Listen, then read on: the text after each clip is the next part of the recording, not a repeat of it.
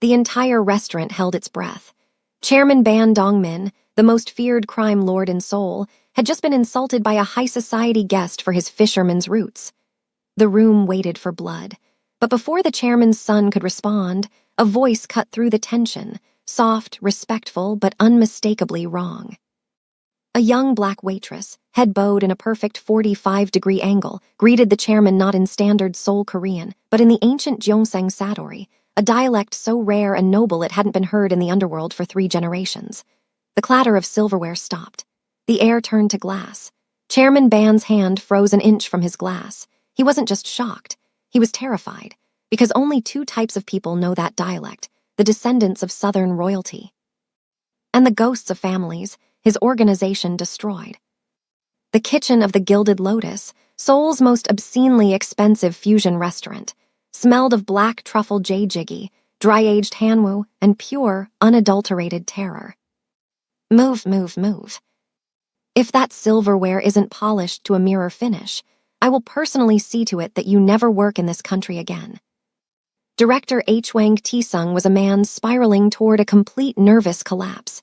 He dabbed at the sweat pooling on his upper lip with a monogrammed handkerchief, his eyes darting between the clock and the velvetroped private entrance. It was 7:55 p.m. They had 5 minutes.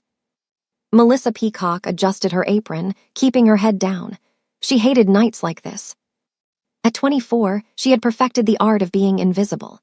She wore her coily hair in a tight, practical braid that pulled at her scalp, and she wore oversized black-rimmed glasses she didn't actually need, just to create a barrier between her sharp, observant brown eyes and the prying stares of the chaebol sons and tech moguls who frequented the place.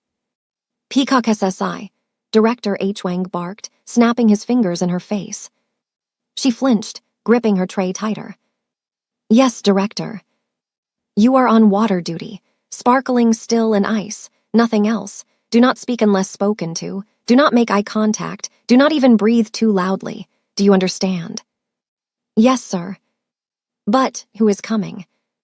Director H. Wang looked at her, as if she just asked what color the sky was. The Ban family Melissa, Chairman Ban Dongmin, and his son Baeon Jiwoo, the H. Wangi, the Emperor of the South. They've rented the entire VIP lounge. A 300 million dinner bill is expected. If you spill a single drop of Evian, I will feed you to the Han River. Melissa felt ice trace its way down her spine. The Bans. Even in the shelter of the kitchen, she knew the name. Everyone in Seoul knew the name, though few dared to whisper it aloud. They owned shipping empires, luxury hotels, and half the National Assembly. But that was just the surface. Underneath, they were the iron fist of Korea's organized underworld, the architects of fortunes built on blood and buried secrets. I understand, she whispered. She turned back to the polishing station, her hands trembling slightly as she picked up a crystal water glass. She wasn't trembling from fear of the Mafia, though. She was trembling because the name ban triggered memories she had spent a decade trying to bury. Memories of a sunlit embassy garden in Paris, of her father's laughter, and of a life that had been stolen from her in a single night of fire, betrayal, and silenced screams. Just keep your head down, she told herself. You're just Melissa, the waitress. You're nobody. Hey, a soft voice whispered beside her. It was Dee Hyun, the sous chef, looking concerned. You okay? You look like you've seen a ghost. I'm fine, Dee Hyun, Melissa lied, forcing a weak smile. Director H. Wang is just intense tonight. It's the Bans, Dee Hyun muttered, checking the sear on a pan of galbajam. Rumor has it Chairman Ban is in a foul mood. A deal in Busan went south. Lost 30 billion. He's looking for someone to take it out on. Melissa didn't reply. She just focused on the glass in her hand, rubbing a non-existent smudge until the crystal squeaked. Outside, the heavy oak doors of the restaurant swung open. The air in the kitchen seemed to be sucked out into the dining room. Silence fell over the line cooks. Even the sizzling of the pans seemed to quiet down. Director H. Wang burst back into the kitchen, his face ashen. They're here, line up. Everyone line up. The entourage didn't walk, they prowled. 8 men in total entered the Gilded Lotus. 6 of them were clearly bodyguards, hulking walls of muscle squeezed into black suits that cost more than Melissa's yearly rent. They wore earpieces and scanned the room with dead, shark-like eyes. But the two men in the center absorbed all the light in the room. To the left was Baeon Jiwoo. He was undeniably devastating, tall, perhaps 62, with shoulders that filled out his bespoke midnight blue Tom Ford suit with predatory grace. His hair was jet black, slicked back but not severe, and his jawline looked like it had been carved from obsidian. He didn't look at the staff lined up by the wall. He looked through them, checking exits, checking sightlines. He was the enforcer, the future king. A Sig Sauer was likely tucked beneath that tailored jacket, resting against his ribs. And then there was Chairman Ban Dongmin. He was older, perhaps in his late 60s, walking with the measured confidence of a man who had never needed to hurry for anyone. He wore a charcoal three-piece suit and a long cashmere overcoat draped over his shoulders like a royal mantle. His face was a map of hard-won battles, deep lines etched around a mouth that looked like it had forgotten how to smile decades ago. His eyes were dark, hooded, and utterly terrifying. He carried an ebony cane topped with a silver dragon's head, though Melissa suspected he didn't actually need it. The cane was a statement, a reminder, I have survived everything you haven't. Director H. Wang bowed, so low his forehead nearly touched his knees. Chairman Ban, young Master Baeon, it is the greatest honor. Chairman Ban waved him off without a word, his gaze sweeping over the restaurant like a king surveying conquered territory.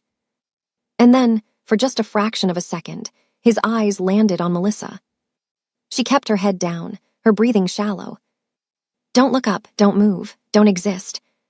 But she could feel his gaze, like a blade pressed against her throat. And somewhere deep in her chest, beneath the fear and the carefully constructed mask of invisibility, a small, dangerous voice whispered, He doesn't remember you. But you remember him. The first rule of survival in a place like the Gilded Lotus was simple: never be memorable. Melissa had learned this lesson the hard way, in a dozen different cities under a dozen different names. In Paris, she'd been Marie, a chambermaid at the Ritz. In London, Clara, a bookshop clerk in Notting Hill. In Tokyo, she'd served tea in a ryokan where Yakuza bosses came to forget their wars for a weekend. Each time, the pattern was the same. Keep your head down. Smile when expected. Fade into the wallpaper. Survive. Seoul was supposed to be different. Seoul was supposed to be her last stop, the place where she could finally exhale and let the past stay buried. But as she polished the water glasses in the back corridor of the VIP lounge, listening to the muffled chaos of the kitchen behind her, Melissa realized she'd been lying to herself. There was no last stop, not for people like her, not for the daughters of dead diplomats who knew too many secrets and had seen too many faces. She moved through her routine with mechanical precision. Check the ice buckets, refill the sparkling water carafes, adjust the ambient lighting in the lounge so it cast the Ban family's table in a warm, flattering glow. Director H. Wang had given her a 17-point checklist, and she'd memorized every item before her shift even started. That was the problem with having a perfect memory.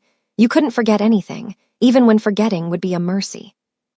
Through the frosted glass partition, she could see the Ban family settling into their seats. Chairman Ban sat at the head of the table, his posture regal despite his age. Baeon Jiwoo sat to his right, his expression unreadable as he scanned the room one final time. The bodyguards had taken positions at the three entrances to the lounge, their hands resting casually near their concealed weapons. Melissa's hands moved on autopilot, arranging the glassware, but her mind was elsewhere. She was calculating. It was a habit she couldn't break, a skill drilled into her by her father during long summers at the embassy compound. Always know your exits, Melissa. Always know who's watching. Always know who holds the real power in the room. Chairman Ban held the power. That much was obvious. But Jiwoo was the danger. She could see it in the way he moved, in the coiled tension beneath his expensive suit. He was the kind of man who could smile at you over dinner and slit your throat before dessert arrived. She'd met men like him before. Some of them were even still alive. Peacock SSI. Director H. Wang appeared at her elbow, his voice a harsh whisper. They're ready for water service. Go, now, and for the love of God, do not embarrass me. Melissa nodded, lifting the tray of crystal glasses with practiced ease. The weight was familiar, comforting even. It gave her hands something to do, a reason to keep her eyes down and her expression neutral. She pushed through the partition door and entered the VIP lounge. The temperature seemed to drop 10 degrees. Chairman Ban was speaking in low tones to an older man seated across from him, someone Melissa didn't recognize, though his Patek Philippe watch and custom-tailored handbag suggested he was either old money or new power trying to look like old money. Jiwoo was silent, his fingers drumming an irregular rhythm on the armrest of his chair. He looked bored, but Melissa knew better. Bored predators were the most dangerous kind. She approached the table from the left, keeping her movements small and deferential. In her peripheral vision, she could see one of the bodyguards tracking her progress. His hand had shifted slightly, now resting on his belt buckle. Not overtly threatening, but close enough to his weapon that he could draw in under 2 seconds if needed. "Sparkling or still, Chairman?" she asked in Korean, her accent carefully neutral. Not too polished, not too regional, just another faceless service worker in a city full of them. Chairman Ban didn't look at her. Still, room temperature. Of course. She poured with the kind of precision that came from pouring 10,000 glasses before this one. Not a drop spilled, not a sound louder than necessary. She was a ghost, a shadow, a non-entity, exactly as she needed to be. But as she moved to Jiwoo's glass, something shifted. She felt his gaze before she saw it, a physical weight that made the hair on the back of her neck stand up. She kept her expression blank, her hands steady, but internally she was screaming at herself to move faster, to finish and get out. "You're new," Jiwoo said. His voice was smooth, almost pleasant, but there was an edge underneath that suggested he'd already decided she was either an asset or a threat. Melissa's training kicked in. She smiled, small, polite, forgettable. "I've been here 6 months, sir." 6 months, he repeated, as if testing the words. "And yet I've never seen you before." "I usually work the main dining room. Director H. Wang assigned me here tonight." She kept pouring, kept moving. "Don't engage. Don't give him a reason to remember you." But Jiwoo wasn't finished. "You have good posture, military." The question landed like a knife between her ribs. Melissa's hand didn't shake. Years of training ensured that, but something must have flickered across her face, because Jiwoo's eyes narrowed almost imperceptibly. "Ballet," she lied smoothly. "When I was younger, my mother insisted." It was a good lie, believable, the kind of detail that would satisfy casual curiosity without inviting further investigation. She finished pouring his water and moved to the next guest, but she could still feel Jiwoo's eyes on her back. He didn't believe her. Or worse, he believed her and was intrigued anyway. Director H. Wang appeared at the edge of the lounge, his expression radiating barely contained panic. He gestured frantically for her to finish and leave. Melissa obeyed, completing the water service with the same mechanical efficiency she'd started with. As she retreated toward the partition door, she allowed herself one final glance at the table. Chairman Ban was laughing at something his guest had said, his whole face transformed by the rare expression of genuine amusement. He looked almost human in that moment, almost like the kind of grandfather who'd spoil his grandchildren with sweets and stories. It was a good mask, a necessary one for a man who'd built an empire on the bones of his enemies. And then the guest said something else, something Melissa couldn't quite hear, and Chairman Ban's laughter died. The warmth drained from his face like water from a broken glass. His hand tightened around his cane, knuckles going white. "I come from fishermen," the chairman said quietly. His voice was soft, but it carried through the lounge like a crack of thunder. "My father gutted fish on the docks of Busan for 30 years. He died with calluses on his hands and not a single one to his name. And you dare." The guest raised his hands in a placating gesture, but Melissa could see the contempt in his eyes. The barely concealed sneer that said, "You can buy all the suits you want, Ban. You'll always be a fisherman's son." Melissa should have kept walking, should have pushed through the partition door and disappeared back into the kitchen where she belonged. But something inside her, something old and stubborn and deeply, catastrophically stupid, refused to let her move. She watched Chairman Ban's face harden into something ancient and terrible. She watched Jiwoo's hand drift toward his jacket. She watched the bodyguards shift their stances, preparing for violence that would paint the VIP lounge red. And in that frozen moment, Melissa made a choice that would destroy everything. She stopped walking. She turned. And in a voice that carried the weight of 3 generations of Southern kings, she bowed her head and spoke in the Gyeongsang Sadori, the dialect of her grandmother, the tongue of scholars and nobility, the language that hadn't been heard in Seoul's underworld since before the war. Jondi Hamnida, H. Webionim, Jail Myongnan Bun, I Oziatsubnika. The room turned to ice. Chairman Ban's hand froze an inch from his glass. The contemptuous guest went pale. Jiwoo's entire body went rigid, his hand now fully inside his jacket, fingers wrapped around cold steel. And Melissa, the invisible waitress, the girl who'd spent a decade perfecting the art of being nobody, felt the full weight of 20 pairs of eyes land on her like a guillotine blade. The silence that followed Melissa's words wasn't the absence of sound. It was the presence of something far more dangerous, recognition wrapped in disbelief, curiosity sharpened into suspicion, and beneath it all, the electric charge of imminent violence. Chairman Ban turned his head slowly, mechanically, like a man waking from a nightmare, only to discover the nightmare had followed him into consciousness. His eyes found Melissa where she stood frozen 3 steps from the partition door, her tray clutched against her chest like a flimsy shield. For a moment that stretched into eternity, he simply stared at her, his expression cycling through shock, confusion, and then something that looked disturbingly close to fear. The contemptuous guest, a man Melissa now recognized as Vice Chairman Cho of Daehan Financial Group, one of the oldest money families in Seoul, had gone from ruddy-faced arrogance to ashen disbelief. His mouth hung open in a way that would have been comical if the situation weren't careening toward catastrophe. He looked at Melissa, then at Chairman Ban, then back at Melissa, as if trying to solve an equation that refused to balance. "What did she just say?" Vice Chairman Cho whispered, though the lounge's acoustics carried his words to every corner. Chairman Ban didn't answer. He was still staring at Melissa, his weathered face now completely unreadable. The hand that had been gripping his dragon-headed cane had gone slack, and the cane itself tilted at an odd angle, forgotten. It was Jiwoo who moved first. He rose from his chair with the fluid grace of a man who'd been training for violence since childhood, his hand still inside his jacket.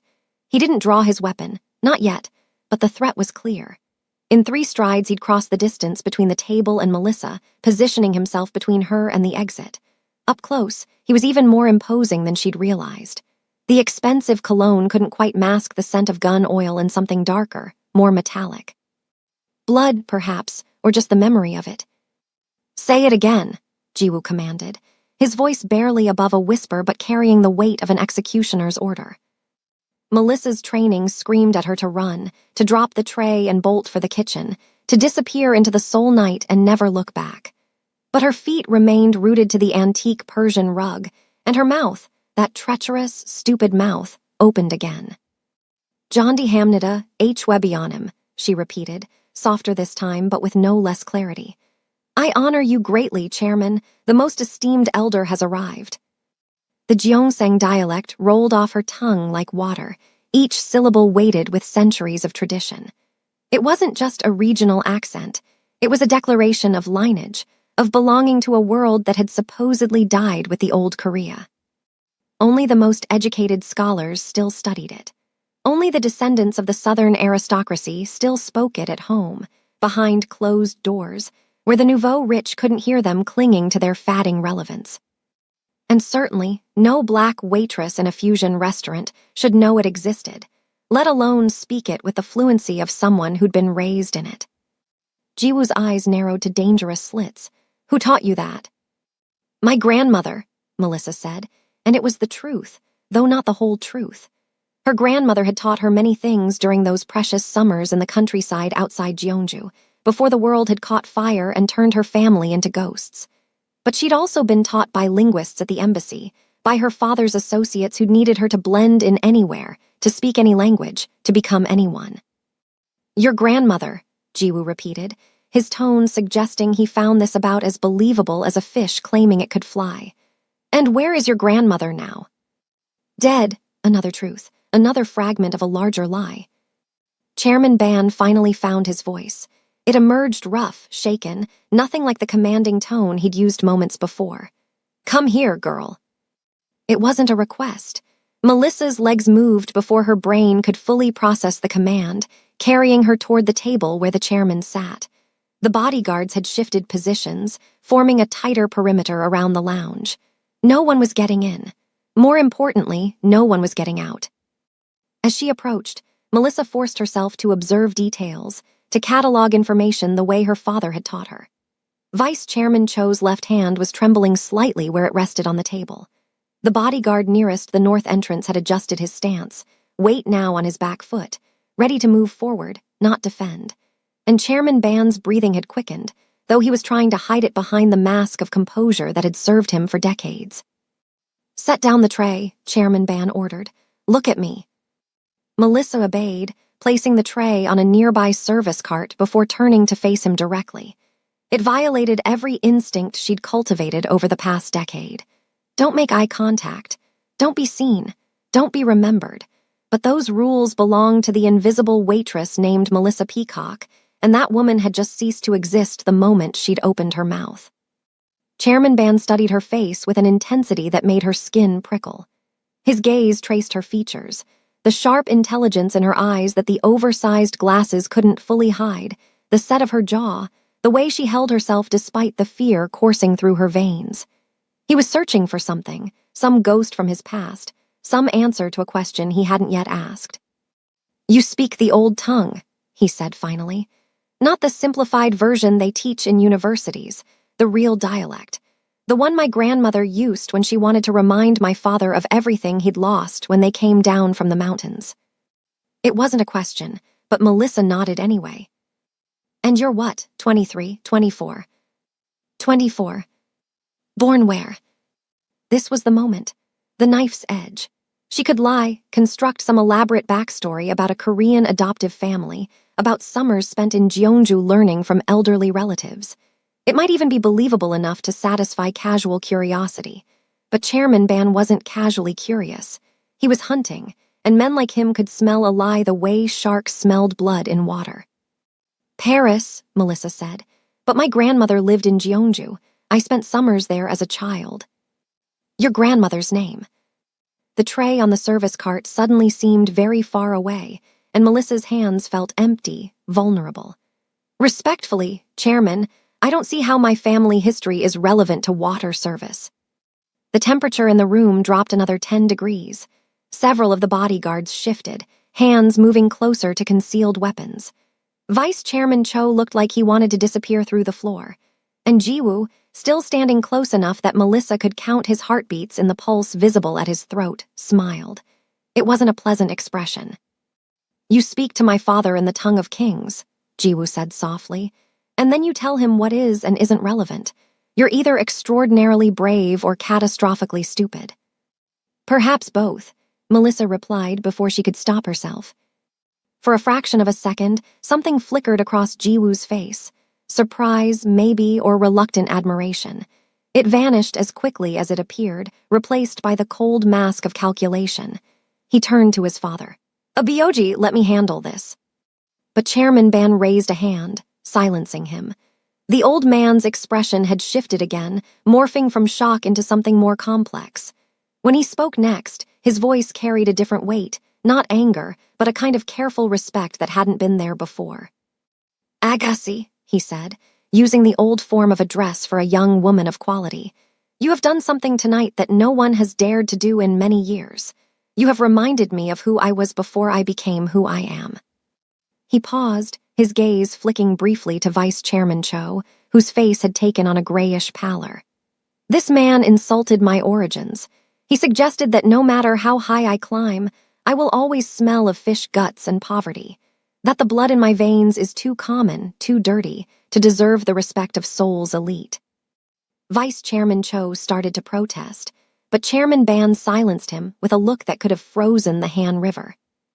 And then you, Chairman Ban continued, turning back to Melissa, you greeted me in the language of the Southern aristocracy, the language of the families who ruled before the war, before the occupation, before everything turned to ash. You called me Hwebionim, not just chairman, but honored elder. You spoke to me as if I were descended from scholars and kings. He leaned forward, and Melissa could see the scars on his knuckles, the permanent stains that no amount of expensive suits could erase. So tell me, girl, was that kindness? Was it pity? Or are you making a point that someone like Vice Chairman Cho here is too stupid to understand? The honest answer was none of those things. Melissa had spoken without thinking, driven by a rage she thought she'd buried years ago. Rage at men like Vice Chairman Cho who wielded their inherited wealth like weapons. Rage at the casual cruelty of people who'd never gutted a fish or missed a meal or watched their entire world burn because they were born on the wrong side of someone else's ambition. But she couldn't say that. Couldn't explain that she'd seen too many chairman bans in her life, men who'd clawed their way up from nothing, only to discover that the people at the top would never let them forget where they'd started. It was respect, Melissa said finally. Genuine respect. Vice Chairman Cho's family may have old blood, but you have old strength, the kind that survives, the kind that builds empires while others simply inherit them. The words hung in the air like smoke. Vice Chairman Cho's face cycled through several shades of purple, but he kept his mouth firmly shut. He was smart enough to recognize that this conversation had moved far beyond his control. Chairman Ban sat back in his chair, his expression unreadable once more. When he finally spoke, his voice carried a note of dark amusement. Old strength, he repeated. I like that. He glanced at Jiwoo. What do you think, son? Should we be flattered or concerned that a waitress sees us so clearly? Concerned, Jiwoo said immediately, his eyes never leaving Melissa's face. People who see clearly are dangerous. They notice things, remember things.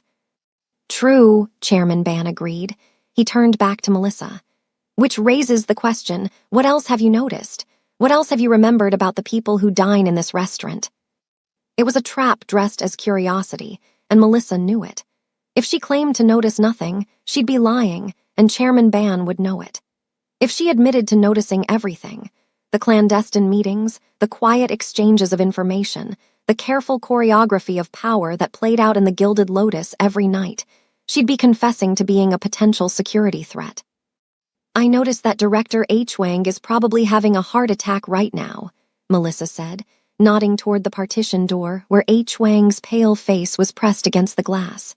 And I noticed that your water is getting warm. For a long moment, no one moved.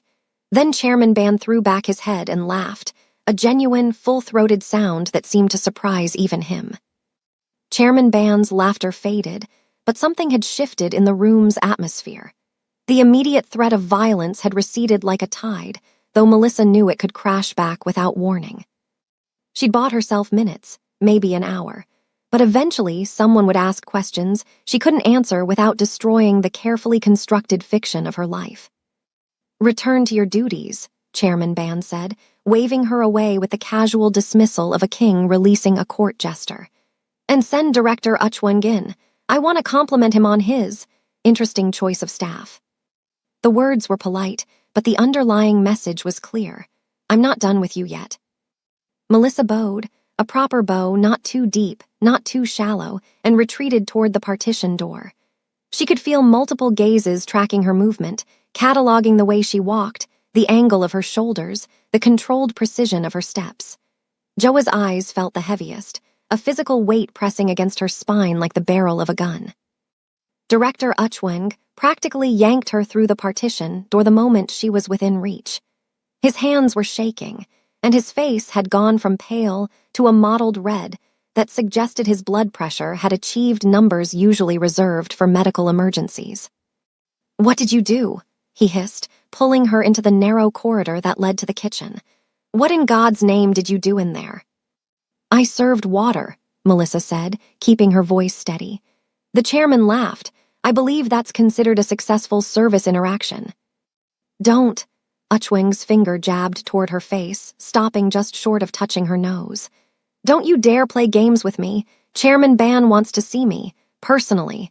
Do you have any idea what that means?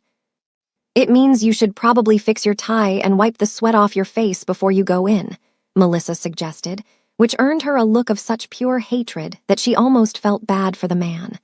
Almost. Uchweng stormed back toward the VIP lounge, muttering what sounded like prayers or curses under his breath. Melissa watched him go, then turned toward the kitchen. She needed to move, to do something with her hands before the adrenaline crash hit and her carefully maintained composure crumbled. The kitchen was still in controlled chaos. Line cooks shouted orders while Sue's chefs plated dishes with the kind of precision usually reserved for surgery. The air was thick with steam and the competing aromas of a dozen different courses in various stages of preparation. No one looked at Melissa as she entered. In the hierarchy of the kitchen, waitstaff occupied the lowest rung, necessary but largely invisible. She grabbed an empty tray from the service station and began loading it with dirty glasses that had been left by the polishing station. Busy work.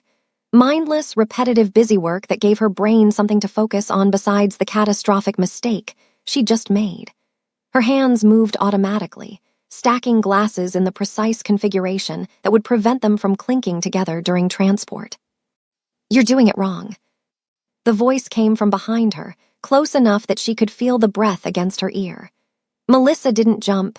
Years of training had long since beaten the startle reflex out of her, but she did freeze, her fingers tightening around the glass she'd been holding. Bun Joa stood less than 2 feet away, having somehow crossed the entire kitchen without her noticing. Up close, without the formal barrier of the VIP lounge between them, he was even more unsettling. His eyes were dark brown, almost black, and they held the kind of cold intelligence that suggested he'd seen through every lie she'd ever told before she'd even opened her mouth. "Excuse me," Melissa said, not turning around. If she turned, she'd have to look at him, and looking at him meant acknowledging that he'd invaded her space, her sanctuary, the one place in the restaurant where she should have been safe from scrutiny. "Your stance," Joa said, moving to her side so she couldn't avoid seeing him without making it obvious she was avoiding him. Weight distributed 50-50 between both feet, knees slightly bent, shoulders squared, center of gravity low. He tilted his head, studying her the way a jeweler might study a diamond, looking for flaws or proof of authenticity. That's not how waitresses stand. That's how soldiers stand. That's how people have been trained to move quickly, to react to threats, to survive combat stand. Melissa set down the glass she'd been holding with deliberate care. "I took a self-defense class at university. Women traveling alone need to know how to protect themselves." "A self-defense class," Joa repeated, his tone making it clear he found this explanation about as convincing as Vice Chairman Chuz's stammered apologies. "And which university was that?" "Sorbonne," Melissa said, because it was true enough to be checkable and vague enough to be unhelpful. "Paris campus, 3 years ago." "The Sorbonne offers excellent self-defense classes," Joa said conversationally, as if they were discussing the weather rather than circling each other like predators establishing territory. "Basic striking techniques, how to break a grip, how to use everyday objects as improvised weapons, very practical curriculum." He paused, letting the silence stretch just long enough to become uncomfortable. "But they don't teach you how to assess a room's tactical layout in under 3 seconds. They don't teach you how to identify armed personnel by the slight bulge under their jackets or the way they keep their strong hand free. And they certainly don't teach you the Gyeongsang dialect spoken by families who died before you were born." Melissa's pulse was hammering in her throat, but she kept her expression neutral, bored even. "I'm a good student. I pay attention." "You're more than a good student." Joa reached past her, picking up one of the glasses she'd been stacking. He held it up to the light, examining it as if it held secrets. "You're a woman who speaks 5 languages. I counted the switching between Korean, English, and Japanese during dinner service, plus the French you just claimed and the ancient dialect that stopped my father's heart. You're a woman who moves like violence is just another word in your vocabulary. And you're a woman who's working as a waitress in Seoul, when you could clearly be doing something far more profitable with your skill set." He set the glass down and turned to face her fully.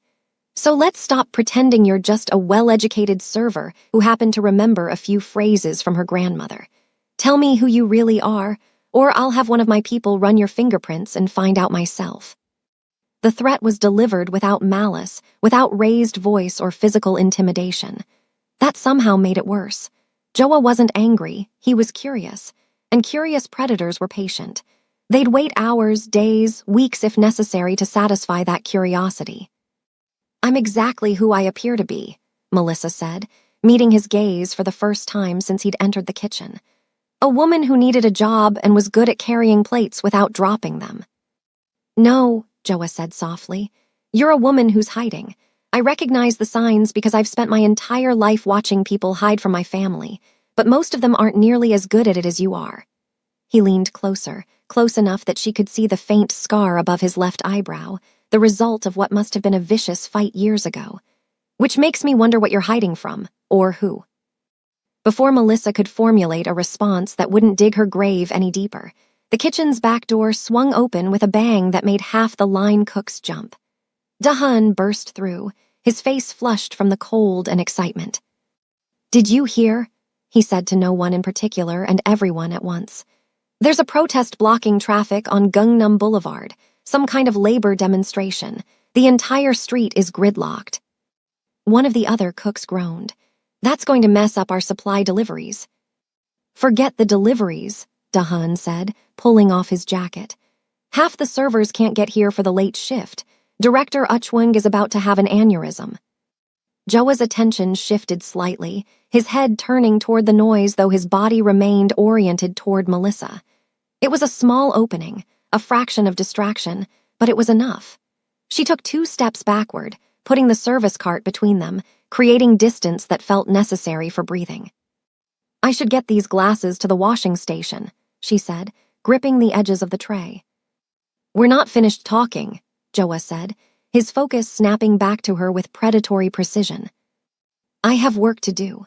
Your father requested premium sake service in 30 minutes, and Director Uchwung will actually have that aneurysm if I'm not there to pour it." It was a gamble, invoking his father's name as a shield. But Joa hesitated, some internal calculation running behind his dark eyes. Finally, he stepped aside, giving her just enough room to pass with the tray. "This conversation isn't over," he said as she moved past him. "I'm going to find out who you are, Melissa Peacock, and when I do, I'll decide whether you're an asset or a threat." "And if I'm a threat?"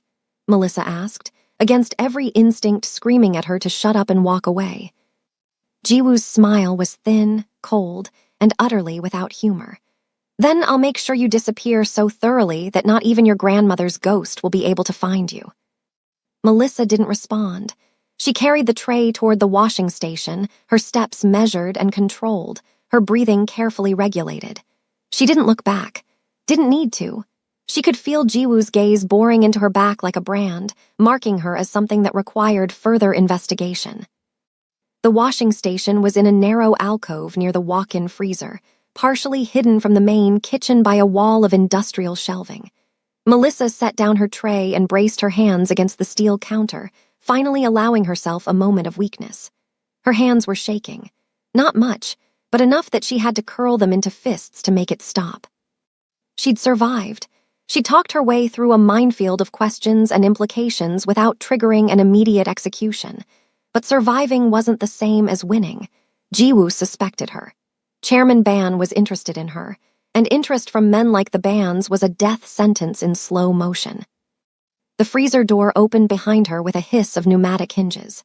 Melissa spun, her hand already reaching for the paring knife she kept tucked in her apron pocket, a habit from too many dangerous kitchens in too many dangerous cities.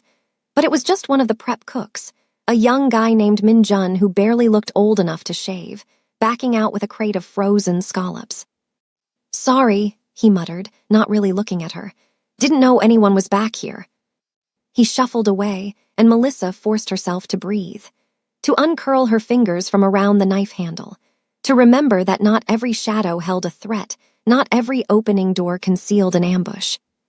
But old habits died hard, and instincts carved into her bones by violence and necessity didn't care about logic or statistical probability. They only cared about survival. And right now, her survival instincts were screaming that she'd made a fatal mistake. That speaking in the chairman's dialect, revealing even a fragment of her training, had painted a target on her back that no amount of invisible waitress camouflage could hide. The sake service went exactly as protocol demanded. Melissa poured with the measured precision of a tea ceremony master, keeping her eyes appropriately downcast while Chairman Ban and his guests discussed matters that should have been incomprehensible to a mere waitress. Port acquisitions, political appointments, the delicate art of persuading judges to see reason. She heard everything and gave no indication she understood any of it. Jiwoo watched her the entire time. Not obviously, he was too well trained for that, but she could feel the weight of his attention like static electricity before a lightning strike. Every movement she made was being catalogued, analyzed, compared against some internal database of threats and anomalies. When she finished and retreated to the service corridor, Melissa allowed herself exactly 30 seconds to lean against the wall and close her eyes. 30 seconds to acknowledge the exhaustion creeping through her bones, the fear coiled in her gut like razor wire. Then she straightened, adjusted her apron, and returned to the choreographed dance of service. The next 2 hours passed in a blur of courses, each one more elaborate than the last, each requiring its own specialized presentation. Melissa moved through the routine on autopilot, her body executing practiced movements while her mind worked furiously on an exit strategy. She could disappear tonight, grab her go-bag from the cramped studio apartment she rented in Hongdae, catch the last KTX to Busan, and be on a boat to Japan by dawn. She'd done it before, could do it again. But something made her hesitate. Some stubborn, self-destructive part of her that refused to run until she absolutely had to. The explosion answered that question with brutal finality. The sound hit first, not the Hollywood fireball boom, but something sharper, more percussive, like the world's largest champagne bottle being uncorked directly into her eardrums.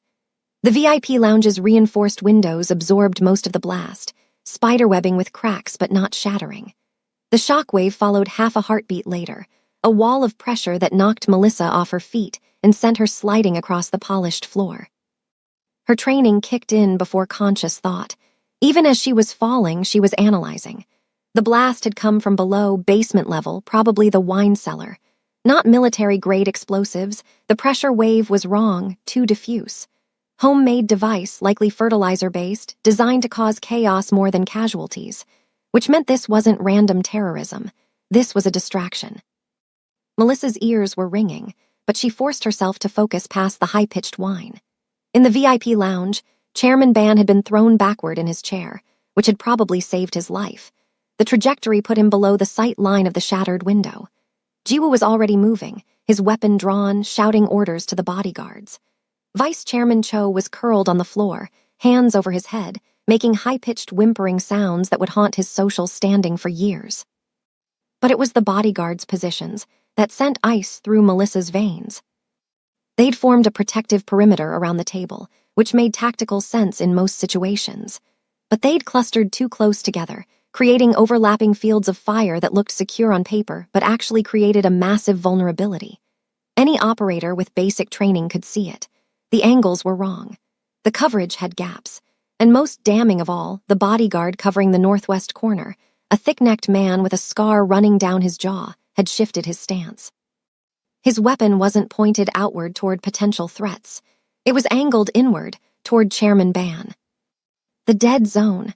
That's what her father had called it. The moment when protective formations became kill boxes, when the people meant to shield you became the weapons pointed at your heart. Melissa saw the scarred bodyguard's finger tighten on the trigger, saw Jiwoo's attention focused on the shattered window, his back to the real threat. Saw Chairman Ban struggling to stand, completely exposed, 3 seconds from death. She moved. Later, Melissa wouldn't remember making the decision, wouldn't remember the rational calculation of risk versus reward, the careful weighing of consequences. She would only remember the pure, instinctive drive to prevent what she'd seen too many times before, the moment when trust transformed into betrayal, when loyalty revealed itself as a mask worn by assassination. The serving tray she dropped when the explosion hit was still spinning on the floor. Melissa grabbed it as she launched herself toward Chairman Ban, her body moving with the kind of speed that only came from thousands of hours of muscle memory training. The tray was solid silver, heavy enough to serve as an improvised shield, and she got it between Chairman Ban and the bodyguard's weapon just as the first shot cracked through the air. The bullet hit the tray with a sound like a church bell being struck by a hammer. The impact jolted up Melissa's arms, nearly tearing the tray from her grip, but she held on. Used the momentum to ram into Chairman Ban, shoving him sideways and down behind the overturned table. A second shot rang out, passing through the space where the chairman's head had been a fraction of a second earlier. "Stay down," Melissa shouted in Korean, pressing her weight against Chairman Ban to keep him pinned to the floor. She could feel his heart hammering against her arm, could smell the expensive cologne mixed with the acrid stench of fierce sweat. The room erupted into chaos. Jiwoo spun, his weapon tracking toward the scarred bodyguard, but two other guards had already realized what was happening. They opened fire, their shots going wide in the cramped space, punching holes in the antique wallpaper and turning the lounge into a shooting gallery. The scarred bodyguard, the traitor, dove behind a decorative pillar, returning fire with the kind of practiced accuracy that spoke to military training. He wasn't trying to kill Chairman Ban anymore. His escape had become the priority. But he was laying down enough suppressive fire to make pursuit suicide. Melissa's mind worked at triple speed, cataloging details. 3 loyal bodyguards down, wounded or dead. 2 more pinned behind furniture. Unable to advance without exposing themselves. Jiwoo moving toward the traitor's position with the kind of cold determination that suggested he planned to empty an entire magazine into the man's face. And Chairman Ban beneath her, still alive, still breathing, but only because a waitress who shouldn't know how to read tactical formations had recognized a kill box before it closed. "Abioji," Jiwoo's voice cut through the gunfire. "Are you hit?" "No," Chairman Ban wheezed. His hands had grabbed onto Melissa's uniform jacket, gripping the fabric with desperate strength. "The girl, she pushed me." Another explosion, smaller this time, came from the main dining room. Screams followed, high and panicked. The sound of breaking glass, running feet, the particular chaos that came when civilians encountered violence they'd only seen in movies. "We need to move," Melissa said, her voice calm despite the adrenaline turning her blood into rocket fuel. "They're herding everyone toward the south exit. It's a kill funnel. Anyone who goes that way is dead." Jiwoo had reached the pillar where the traitor had taken cover. He moved with the economical violence of someone who'd done this before, rounding the corner with his weapon raised. The shot he fired was followed by a wet, choking sound. When Jiwoo stepped back, his expression was utterly blank, and there was blood misted across his white shirt cuff. He crossed back to where Melissa still covered his father, his eyes finding hers with an intensity that felt like physical contact. "How did you know?" "His stance was wrong," Melissa said. "Weight forward, weapon angle inward. He was preparing to fire on the chairman, not defend him. And you just happened to notice that while serving sake." "I notice a lot of things." Jiwoo stared at her for a long moment, something complicated moving behind his dark eyes. Then he extended his hand, pulling Chairman Ban to his feet with surprising gentleness. The old man was shaking, his carefully constructed composure finally cracking under the weight of narrowly avoided death. "Someone inside," Chairman Ban said, his voice hoarse. "Someone close enough to turn my own security against me." "I'll find them," Jiwoo promised, and the cold certainty in his voice suggested that whoever had orchestrated this betrayal would beg for death long before he granted it. A third explosion, this one from the kitchen, sent tremors through the floor. The lights flickered once, twice, then died completely. Emergency lighting kicked in, bathing everything in sickly red that made the blood splattered across the walls look black. "We can't stay here," Melissa said. She'd released Chairman Ban but remained in a crouch, her body instinctively seeking the smallest target profile. "The explosions are sequential, methodical. They're collapsing your escape routes one by one. In about 90 seconds, the only way out will be the route they want you to take." "The underground parking garage," Jiwoo said immediately. "There's a private elevator." "Which they'll have covered." Melissa closed her eyes, rebuilding the restaurant's layout in her mind. She'd memorized it weeks ago, the same way she memorized every building she spent significant time in. Emergency exits, structural weaknesses, routes that didn't appear on official blueprints. The old service tunnel, the one they sealed off during renovations 3 years ago. Jiwoo's head snapped toward her. "How do you know about that?" "Because I pay attention," Melissa said, "and because I've seen building permits filed with the city. The tunnel connects to the adjacent property's basement, the office building on the corner. They never properly sealed it, just put up drywall and pretended it didn't exist. That tunnel hasn't been used in years. It could be structurally unsound. It's also the only route they won't have covered because officially it doesn't exist. Melissa looked at Chairman Ban, whose face had gone gray in the emergency lighting. Can you run? The old man straightened, some of his iron will reasserting itself. I've run from worse. Then we move, now. Jiwoo looked like he wanted to argue, wanted to demand more explanations for how a waitress knew things she shouldn't know, could do things she shouldn't be able to do. But the sound of booted feet in the corridor made the decision for him. Lead the way, he said, his weapon trained on the door. But if this is a trap... If this is a trap, we're all already dead, Melissa interrupted. So let's make sure it's not. She grabbed Chairman Ban's arm, supporting his weight as they moved toward the service corridor. Behind them, Jiwoo provided rear security, his movements fluid and professional. The remaining loyal bodyguards fell in around them, creating a loose protective formation that was probably the best they could manage under the circumstances. The emergency lighting cast their shadows long and distorted against the walls as they ran. Somewhere in the restaurant, more gunfire erupted. More screams. The methodical destruction of everything the Gilded Lotus had pretended to be, a sanctuary for the wealthy, a place where power could dine in peace. But Melissa had learned long ago that there were no sanctuaries, only temporary shelters from storms that never really stopped. The service tunnel entrance was hidden behind a false wall in the prep kitchen's dry storage room, exactly where Melissa remembered it from the architectural records she'd accessed during her 3rd week at the Gilded Lotus. Breaking into the city planning office's database had been almost embarrassingly easy, a reminder that Seoul's bureaucracy, for all its modern efficiency, still relied on security systems designed by the lowest bidder. She shoved aside industrial-sized containers of flour and rice, her hands moving with purposeful urgency while Jiwoo kept his weapon trained on the corridor behind them. Chairman Ban was breathing hard, one hand pressed against his ribs where he'd hit the floor. He hadn't complained, hadn't slowed them down, but Melissa could see pain etched into the lines around his mouth. Here, she said, finding the seam in the drywall. The contractors had done a decent job concealing it, but they'd used different screws than the rest of the wall, a small inconsistency that most people would never notice. Melissa wasn't most people. Jiwoo appeared at her shoulder. We need tools too. Melissa drove her elbow into the drywall. Once, twice, 3 times.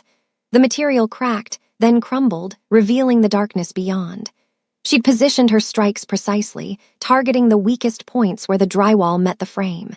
It was louder than she would have liked, but stealth had stopped being an option the moment the first bomb went off. Or we could do it that way, Jiwoo said, his tone suggesting he was rapidly revising every assumption he'd made about her. After you, Melissa said, pulling away chunks of drywall to widen the opening. Jiwoo hesitated for exactly 1 heartbeat before shaking his head. No, you go first. If this is an ambush, I want to see who's waiting on the other side before my father enters. It was a test, a way of determining whether Melissa was leading them to safety or delivering them to whoever had orchestrated tonight's massacre. She met his gaze steadily, then crawled through the opening without argument. Testing took time, and time was a luxury they'd exhausted about 3 explosions ago. The tunnel was exactly as dark as she'd expected and smelled of mildew and ancient concrete. Her eyes adjusted quickly, another gift from her father's brutal training regimen. She could make out the rough dimensions, maybe 5 feet wide, 7 feet high, stretching into blackness that could hide anything. Water dripped somewhere in the distance, a rhythmic plinking that made her think of funeral bells. Clear, she called back softly. Chairman Ban came through next, moving with surprising agility for a man his age. Jiwoo followed, pulling out his phone and activating its flashlight. The beam cut through the darkness, revealing walls covered in old graffiti and what might have been water damage or might have been something more concerning. The floor was uneven, broken in places, but navigable if they were careful. This way, Melissa said, orienting herself. The tunnel ran perpendicular to the main restaurant structure, angling slightly downward as it connected to the adjacent building's foundation. She'd studied the plans carefully enough to walk it blindfolded, though she'd hoped to never test that particular skill. They moved in single file, Melissa leading, Chairman Ban in the middle, Jiwoo bringing up the rear with his weapon and phone. The sound of their footsteps echoed strangely in the confined space, making it impossible to tell if they were being followed. Every 20 feet or so, Melissa would stop and listen, her head cocked. But she heard nothing except their breathing, and that persistent dripping. "Why are you helping us?" Chairman Ban asked after they'd been walking for perhaps 5 minutes. His voice was steady now, the shock of the attack metabolized into something harder, more focused. "Because people were shooting at you, and I was in the way," Melissa said without turning around. "That's not an answer. It's the only answer I have right now." Behind them, Jiwoo made a sound that might have been a laugh or might have been something darker. "You're lying. People don't risk their lives for strangers. They especially don't risk their lives for men like my father unless they want something. Maybe I just don't like seeing people get shot." "Then you chose the wrong restaurant to work at," Jiwoo said. "The Gilded Lotus caters to exactly the kind of people who get shot, regularly." Melissa didn't respond. She'd reached a junction where the tunnel split into 2 directions, one continuing straight toward what should be the adjacent building, the other branching off to the right toward what looked like an older section of Seoul's infrastructure. The straight path was the logical choice, the safer choice. Which was exactly why Melissa stopped and studied the right-hand branch. "Problem?" Jiwoo asked, moving up beside her. In the phone's glow, his face was all harsh angles and deep shadows. "The main tunnel will exit in the office building's basement," Melissa said. "Standard security there. Cameras, maybe a night guard. If your attackers did their homework, and they clearly did, they'll have someone positioned there."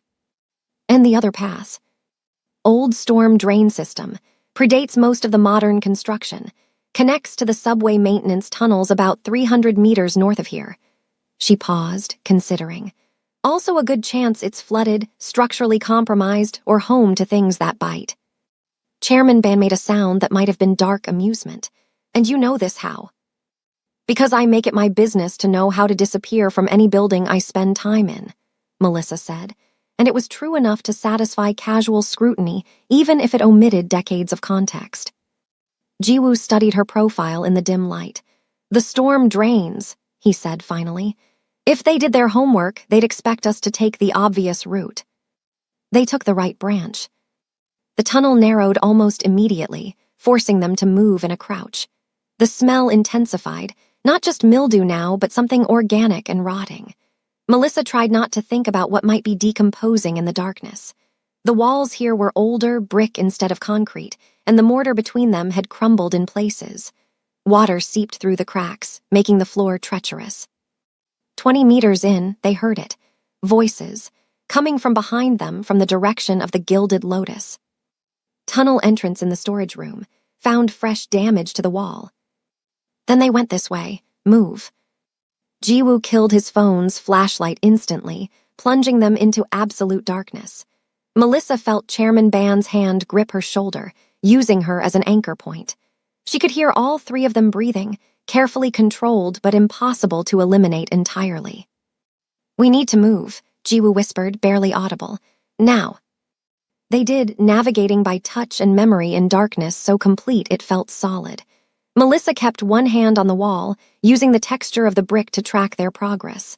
Behind them, flashlight beams began probing the tunnel. The voices grew closer. "I count 3 sets of tracks in the dust. They definitely came this way. Could be anyone, workers, maintenance. With fresh blood on the walls, don't be stupid, it's them." Melissa's mind caught on that last part, blood on the walls. She glanced back, though she could see nothing in the darkness. One of them must be wounded, probably Chairman Ban, from when he'd hit the floor. He hadn't mentioned it, hadn't complained, but men like Ban were experts at hiding weakness until hiding it became impossible. The tunnel curved ahead, and Melissa nearly stumbled over something in the darkness. Her hand shot out, finding cold metal. A ladder bolted into the brick wall, leading upward. "Here," she whispered. Jiwoo's hand found the ladder a second later. "Where does this go?" "Up, does it matter?" It matters if we climb into a dead end. Then stay down here and get shot. I'm going up. Melissa started climbing before he could argue. The ladder was slick with condensation, each rung a potential catastrophe, but she moved with practiced efficiency. Above her, after perhaps 20 feet, her hands found a metal grate. She pushed against it experimentally. It didn't budge. Below, the flashlight beams were getting brighter. She could hear boots splashing through puddles, could hear someone giving orders in a voice she almost recognized. Not quite, but close enough to trigger alarm bells in her memory. Melissa braced her back against the tunnel wall and drove both feet into the grate. Once. Twice. On the third strike, something gave with a shriek of protesting metal. The grate shifted, creating an opening large enough to squeeze through. She emerged into what appeared to be an alley, though the darkness made it hard to be certain. The air was cold, clean, carrying the smell of trash and car exhaust instead of rot and mildew. City air. Beautiful, toxic city air. Chairman Ban came through next, moving slower now, definitely favoring his left side. Jiwoo followed, his weapon out again, scanning their surroundings with trained efficiency. They were in a narrow service alley between two buildings, perhaps half a kilometer from the Gilded Lotus based on Melissa's mental map. Close enough to still hear sirens converging on the restaurant, far enough that the immediate danger had receded. "We need a vehicle," Jiwoo said, pulling out his phone. "I'll call." "Don't." Melissa's hand shot out, knocking the phone away before he could complete the action. It clattered against the pavement, screen flickering. "Your communications are compromised. That's how they knew where to position the explosions when to trigger them. Someone inside your organization has been feeding them information." "That's impossible," Jiwoo said, but his hand hadn't moved toward the fallen phone. "My security team is vetted, loyalty tested." Then explain how attackers knew the exact layout of the VIP lounge's sightlines. Explain how they knew which bodyguard would have a clear shot at your father. Explain how they knew the timing of every course, every movement, every. A car appeared at the alley's mouth, not emerging slowly, not cautiously approaching. It materialized from the street beyond with the kind of aggressive certainty that suggested the driver knew exactly where they were going. The headlights pinned the three of them like insects on display. Jiwoo raised his weapon, but Melissa had already moved. She recognized the engine sound, the particular stance of the vehicle. A Mercedes G-Class, armored, probably weighing close to 4 tons with all the modifications.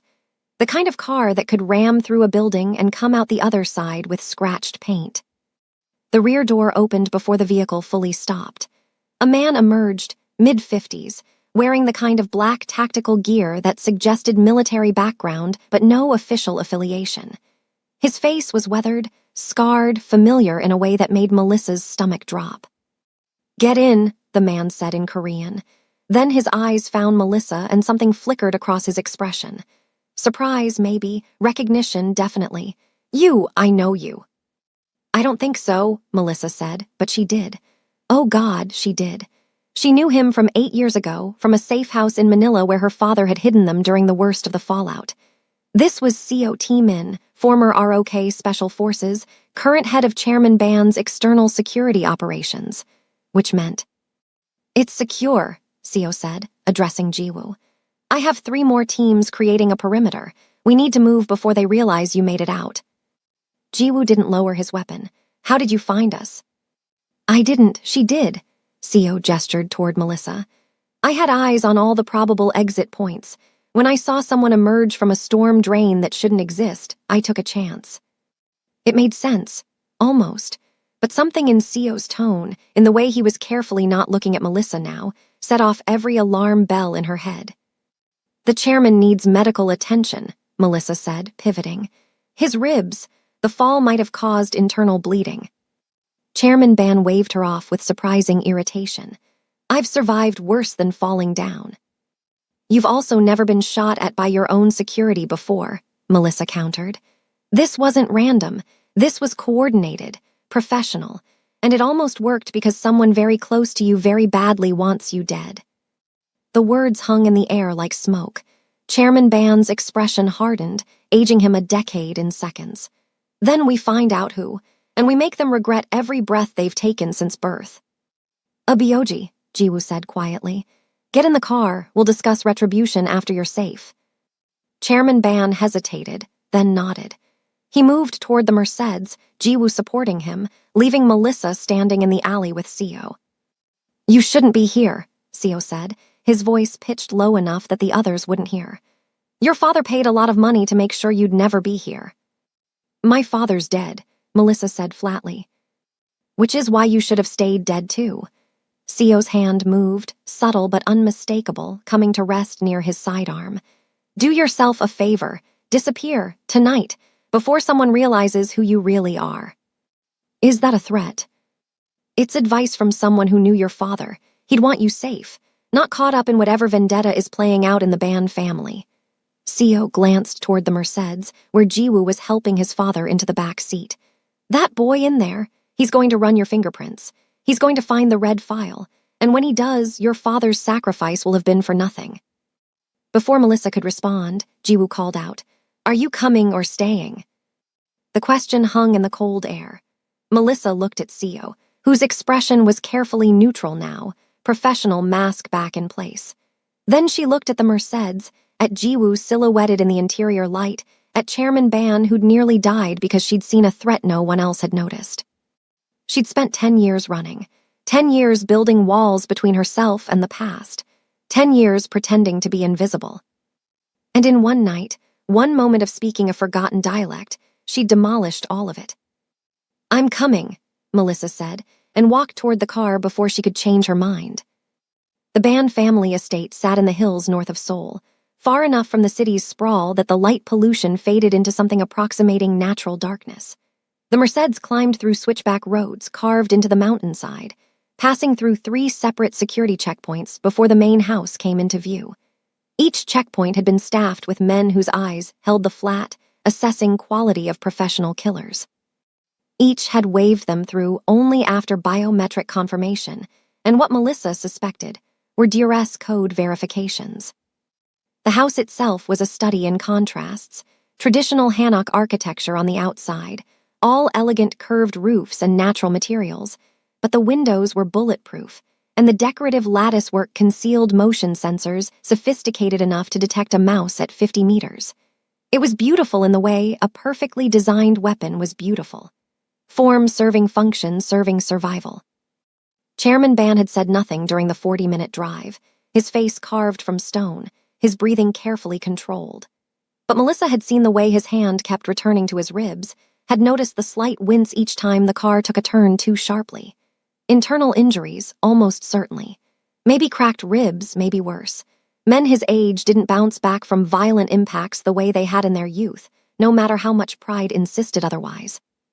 The car pulled into an underground garage that could have housed 20 vehicles and currently held perhaps a dozen, everything from bulletproof sedans to what looked like a modified tactical transport. Jiwoo was out before the engine died, barking orders into his phone in rapid-fire Korean that suggested he was coordinating a response that would be both comprehensive and brutal. Seo appeared at Melissa's door, opening it with a kind of careful courtesy that didn't quite mask the warning in his eyes. She ignored him and followed Chairman Ban toward an elevator that required both palm print and retinal scan to activate. The technology was military-grade, the kind of security usually reserved for government facilities or black sites that didn't officially exist. The elevator rose smoothly and silently. Chairman Ban studied his reflection in the polished steel doors, his expression unreadable. When he finally spoke, his voice was quiet but carried the weight of absolute authority. "You saved my life tonight." It wasn't a question, but Melissa answered anyway. "I saw an opening, I moved. Anyone would have done the same." "No," Chairman Ban said. "They wouldn't. Most people freeze when violence erupts. Their brains lock, their bodies betray them, and they die wondering why their legs wouldn't run." He turned to look at her directly. "You didn't freeze. You read the tactical situation faster than my own son, identified a threat my trained bodyguards missed, and executed a response that required split-second timing. That's not luck. That's training." The elevator doors opened onto a hallway that managed to be both opulent and sterile. Artwork that probably cost more than Melissa would earn in 10 lifetimes hung on walls monitored by cameras small enough to hide in the light fixtures. They passed through another biometric checkpoint, this one staffed by a woman whose eyes were cold and professional as she logged their entry. "Guest suite," Chairman Ban said to her. "Medical team for me, and someone tell my son I want a full briefing in 30 minutes. The woman nodded and spoke quietly into a concealed microphone. Within seconds, 2 more security personnel appeared, flanking Chairman Ban as he was escorted toward what Melissa assumed was a private medical facility. He moved with the rigid dignity of a man refusing to acknowledge pain, his back straight despite everything. Jiwoo appeared from a side corridor, his expression dark. "The girl stays in a monitored room until we know who she is." "The girl has a name," Melissa said, her tone sharp despite the exhaustion pulling at her bones. "And the girl would like to go home, take a very long shower, and pretend tonight never happened." "That's not an option." Jiwoo's hand closed around her upper arm, not bruising, but firm enough to make his point clear. "You're either an asset we need to understand or a threat we need to eliminate, until I know which. You're not going anywhere." He guided her down another corridor, this one less ornate, more functional. The room he deposited her in was comfortable enough, tasteful furniture, attached bathroom, a window that offered a view of the gardens below. It was also very clearly a cell. The door locked from the outside. The window didn't open. And the cameras in the corners were obvious enough to send a message. "We're watching." "Make yourself comfortable," Jiwoo said from the doorway. "Someone will bring you food and clean clothes, and I'll need your cooperation with something." "My cooperation?" "Your fingerprints." He pulled a small digital scanner from his pocket. "Standard security protocol. Everyone who enters the estate gets printed." It was a lie, or at least a significant distortion of the truth, but Melissa had run out of options for resistance. She extended her hand, letting him press her fingers against the scanner's surface one by one. The device beeped softly with each print, storing data that would be run through databases she couldn't begin to guess at. "How long am I staying in this very comfortable prison?" Melissa asked as he finished. "Until I decide you're not a threat." Jiwoo slipped the scanner back into his pocket. "Or until I confirm that you are one." He left without waiting for a response. The lock clicked with a finality that made Melissa's chest tighten. She walked to the window, pressing her palm against the cool glass, looking out at gardens illuminated by subtle landscape lighting. Beautiful, trapped, a gilded cage that was still a cage. She should be planning an escape, cataloging the room's vulnerabilities, identifying potential weapons, calculating the distance to the perimeter fence, and the likelihood of making it past Ban's security. Instead, she found herself sinking into an armchair near the window, her body finally acknowledging the toll of the past few hours. Her hands were shaking.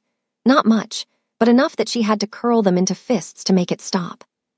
Someone knocked 30 minutes later.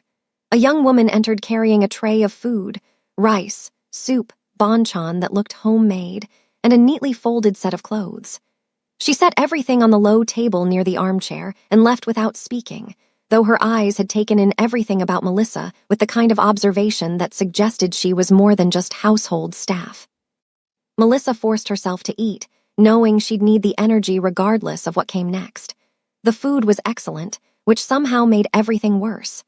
She was being treated like an honored guest rather than a prisoner, which meant Chairman Ban was still deciding what to do with her. The moment that decision shifted from gratitude to suspicion, the quality of her accommodations would be the least of her concerns. She just finished changing into the provided clothes, comfortable loungewear that fit surprisingly well, when the door opened again. Jiwoo entered, his expression unreadable, carrying a tablet. He didn't sit, didn't make himself comfortable, just stood in the center of the room like a judge preparing to deliver a verdict. "Tell me about your father," he said. Melissa's stomach dropped. "What about him?" His name was Damien Peacock, British Diplomatic Corps, officially. Unofficially, he ran intelligence operations across Asia for the better part of 2 decades, specialized in infiltrating organized crime networks, collecting blackmail material on people who thought they were untouchable. Jiwoo's eyes never left her face. "And 15 years ago, he collected something on my family. something my father decided couldn't be allowed to exist. The words landed like physical blows. Melissa kept her expression neutral through sheer force of will, but inside she was screaming. They knew, of course they knew. The moment Jiwoo had taken her fingerprints, she'd signed her own death warrant. Your fingerprints came back with an interesting flag, Jiwoo continued. Red file classification, reserved for individuals who pose existential threats to national security, or, in certain cases, to families wealthy enough to have their own classification systems. Your file was sealed 15 years ago, right after your father died in what was officially ruled an accidental house fire in Paris. It was an accident, Melissa said, and her voice only shook slightly. It was an execution, Jiwoo corrected. A professional one, designed to look like faulty wiring but actually a triggered incendiary device. Your father died, your mother died, but you, he tilted his head. You disappeared, vanished so completely that even our best investigators assumed you died in the fire too. Maybe I did. Don't insult my intelligence. Jiwoo set the tablet on the table, screen facing up. The display showed a file photo of a young girl, maybe 13, with serious eyes and her mother's smile. This is you. Melissa Peacock, age 13, photographed at the British Embassy in Seoul 3 months before your parents were killed. Fluent in 7 languages. IQ tested at 156. Trained in multiple martial arts by embassy security staff who thought they were just keeping you occupied during summer breaks. He swiped to another image, this one more recent, grainier, taken from security footage. And this is you last year in Tokyo. Different hair, different name, but same biometric markers. You were working at a hotel that catered to Yakuza leadership. Stayed 6 months, then disappeared. I like to travel, Melissa said. See the world, experience different cultures. You like to hide, Jiwoo countered. You've spent the last decade building and abandoning identities, working jobs that give you access to dangerous people while keeping you invisible. Why? Maybe I just have a terrible employment record. Jiwoo's jaw tightened. My father ordered the hit on your parents. I was 12 years old, but I remember the night he came home, poured himself whiskey with shaking hands, and told my mother he'd done something that would either save or destroy our family. I didn't understand what he meant then, but I understand now. He pulled out a chair and sat, finally, bringing himself closer to Melissa's eye level. Your father had evidence, something that could have dismantled everything my family built. My father made a choice, kill one family to save his own. And now, 15 years later, that dead man's daughter appears in our restaurant, speaks a dialect she shouldn't know, saves my father's life, and expects me to believe it's all just coincidence. I didn't know who you were when I applied for the job, Melissa said, and it was true. Mostly. She'd known the Gilded Lotus catered to dangerous clientele, but she hadn't known the Ban family were regulars until her second week. By then, leaving would have attracted more attention than staying. But you figured it out. Yes. And you stayed anyway. I needed the job. You could have gotten a job anywhere. Your skills, real skills, not the Waitress act, could have earned you 10 times what you're making carrying plates. Jiwoo leaned forward. So why stay? Why put yourself in the same room as the family that murdered your parents? Unless. He trailed off, something clicking into place behind his eyes. Something that made his hand drift toward his concealed weapon. Unless you were waiting, he finished softly. Waiting for an opportunity. Tonight, during the attack, you had a clear shot at my father. Could have let that bullet hit him. Could have made it look like you tried to save him but failed. Instead, you actually saved him. Why? Melissa met his gaze steadily. Because watching your father die wouldn't bring mine back. It would just make me a murderer. And whatever else my father was, he didn't raise me to be that. The silence stretched between them, loaded with implications and unasked questions. Finally, Jiwoo sat back, some of the tension bleeding from his shoulders. My father wants to meet with you, he said. Properly. Once his ribs are wrapped and he's had enough painkillers to think straight, he believes you're an asset, something we can use. And what do you believe? I believe you're dangerous. I believe you're lying about something, even if I can't prove what yet. Jiwoo stood, reclaiming the tablet. But I also believe you saved my father's life tonight when you could have let him die. That buys you time, not freedom, not trust. but time. He walked to the door, then paused. The attack tonight, we identified the primary traitor. Former security chief named Go Ti-yong. Been with my family for 12 years. My father trusted him, protected him, gave him wealth and status. And Go repaid that loyalty by selling access to assassins for a payout we traced to 17 million won and a guaranteed escape route to the Philippines. Jiwoo's expression was carved from ice. We found him 3 hours ago. He's dead now. Along with everyone he conspired with. But his betrayal cost us 6 good men. Men who died protecting a boss who'd already been sold out by someone they considered a brother. He opened the door, then looked back one final time. Sleep if you can. Tomorrow, you and my father are going to have a very long conversation about what comes next. And I suggest you be completely honest, because my patience for lies died about the same time Go did. The door closed, the lock clicked, and Melissa sat in her comfortable prison, watching the moon rise over the Ban family gardens, wondering if her father would be proud or horrified by the choices that had led her here. Sleep didn't come.